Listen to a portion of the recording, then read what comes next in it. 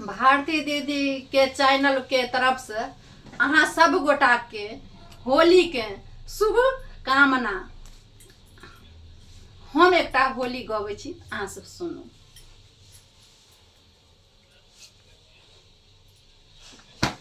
हो हाथ ल के अबीर भैया गेला ससुररिया,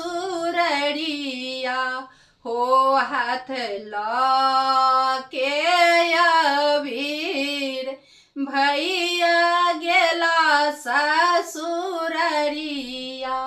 हो गेला ससुररिया, हो गेला ससुररिया। हाथ ल के अबीर भैया गेला ससुररिया, हो हाथ ल के अबीर भैया गेला ससुररिया।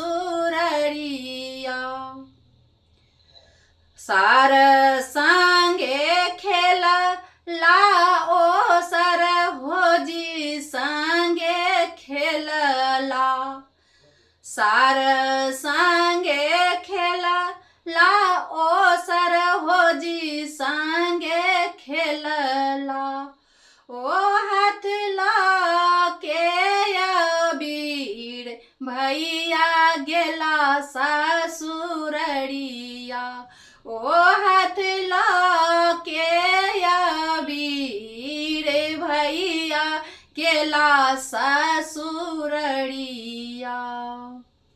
कन्या संगे खेलला ओ साड़ी संगे खेलला, कन्या संगे खेलला ओ साड़ी संगे खेलला, ओ हाथ ला के अबीर भैया गेला ससुररिया,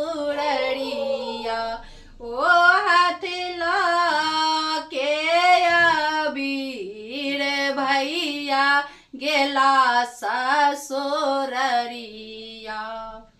सखी संगे खेलला ओ मित्र संगे खेलला, सखी संगे खेलला ओ मित्र संगे खेलला, ओ हाथ ला के अबीर भैया गेला ससुररिया, ओ हाथ ला के अबीर भैया गेला ससुररिया।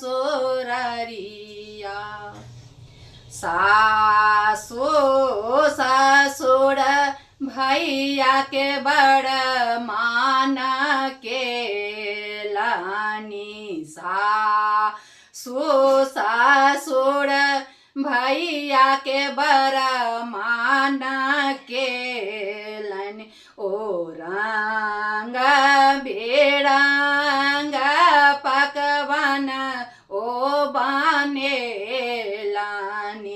रंग बिरंग ओ पकवान ओ बनेलानी, भैया के देलानी भोजन कराए, हाथ ल के ओ भैया गेला ससुरार, हाथ ल के अबीर भैया गेला ससुरार, ओ गेला ससुरारी, ओ गेला ससुरारी, हाथ ल के अबीर भैया गेला ससुरारी, हाथ ल के अबीर ओ गेला ससुरारी